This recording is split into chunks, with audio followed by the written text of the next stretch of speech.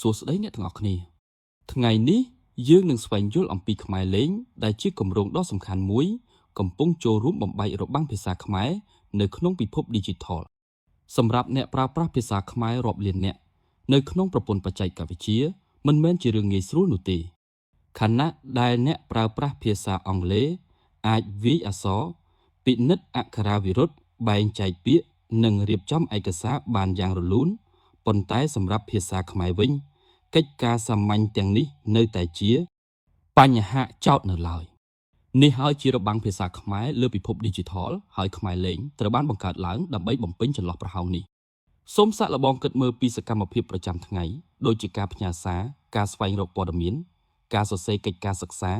ការរៀបចំរបាយការណ៍ឬការបំលែងឯកសារទៅជាទម្រង់ Digital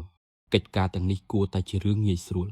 ប៉ុន្តែនៅពេលដែលបច្ចេកវិទ្យាមិនទាន់គាំទ្រភាសារបស់យើងបានពេញលេញរឿងសាមញ្ញក៏ប្រែជាស្មុគស្មាញនិងចំណាយពេលច្រើនដើម្បីដោះស្រាយបញ្ហានេះខ្មែរលេងបានអភិវឌ្ឍបណ្ដុំឧបករណ៍ Digital សម្រាប់អ្នកប្រើប្រាស់ភាសាខ្មែរដោយឡែកមិនថាអ្នកកំពុងប្រើប្រាស់ទូរស័ព្ទដៃស្វែងរកព័ត៌មានលើអ៊ីនធឺណិតឬធ្វើការលើ Microsoft Word នោះទេខ្មែរលេងបាននាំយកប្រព័ន្ធគាំទ្រភាសាខ្មែរទៅដល់កម្មវិធីដែលអ្នកប្រើប្រាស់ជារៀងរាល់ថ្ងៃបទពិសោធន៍នេះចាប់ផ្ដើមចេញពីក្តារចុចខ្មែរលេងលើទូរស័ព្ទដៃដែលមានប្លង់អក្សរទំនើបអាចវាយអក្សរឡាតាំងដើម្បីបំលែងជាអក្សរខ្មែរមានប្រព័ន្ធទស្សន៍ទាយពាក្យបន្ទាប់និងការកែអក្ខរាវិរុទ្ធដោយស្វ័យប្រវត្តិអ្នកអាចបដូររវាងភាសាខ្មែរនិងអង់គ្លេសបានដោយចុចតែមួយដងប៉ុណ្ណោះនៅពីក្រោយភាពងាយស្រួលនេះគឺបច្ចេកវិទ្យាបញ្ញាសិប្បនិម្មិតដែលជួយបែងចែកពាក្យខ្មែរដោយស្វ័យប្រវត្តិធ្វើឲ្យអ្នកមិនបាច់បារម្ភពីការដកឃ្លាឬបែងចែកពាក្យដោយខ្លួនឯងទៀតឡើយអ្នកប្រើប្រាស់ជាច្រើនលើ Google Play បានបញ្ជាក់ថាក្តារចុចនេះផ្ដល់បទពិសោធន៍ថ្មីងាយស្រួលប្រើនិងលឿនរហ័សការធ្វើការលើកុំព្យូទ័រក៏ត្រូវបានសម្រួលយ៉ាងរលូន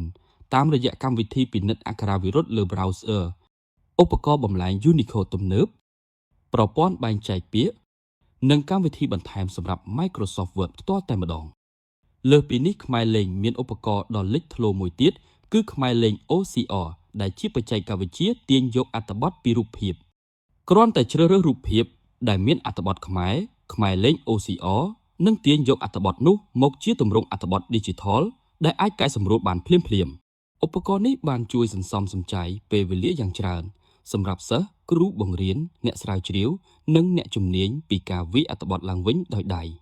ក្រៅពីការផ្ដល់ឧបករណ៍ប្រើប្រាស់ខ្មែរលេងក៏បានចូលរួមចំណែកយ៉ាងសំខាន់ដល់សហគមន៍អ្នកអភិវឌ្ឍតាមរយៈគម្រោងប្រភពបើកចំហ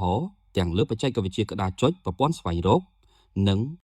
ការវិភាគអត្ថបទដើម្បីកសាងគ្រឹះ Digital ដ៏រឹងមាំសម្រាប់ភាសាខ្មែរនាពេលអនាគតព្រោះការរួមបញ្ចូល Digital មិនមែនត្រឹមតែជាការឲ្យមនុស្សប្រើប្រាស់បច្ចេកវិទ្យានោះទេប៉ុន្តែជាការធ្វើឲ្យប្រាកដថាបច្ចេកវិទ្យាពិតជាដំណើរការនិងបម្រើប្រយោជន៍ដល់ពួកយើងខ្មែរលេងកំពុងកសាងកម្ពុជាមួយដែលរួមបញ្ចូលគ្រប់គ្នាក្នុងពិភព Digital ឲ្យក្លាយជាការពិតសូមអរគុណសម្រាប់ការតាមដានសូមបន្តស្វែងយល់និងសាកល្បងលទ្ធភាពថ្មីៗជាមួយខ្មែរលេងទាំងអស់គ្នា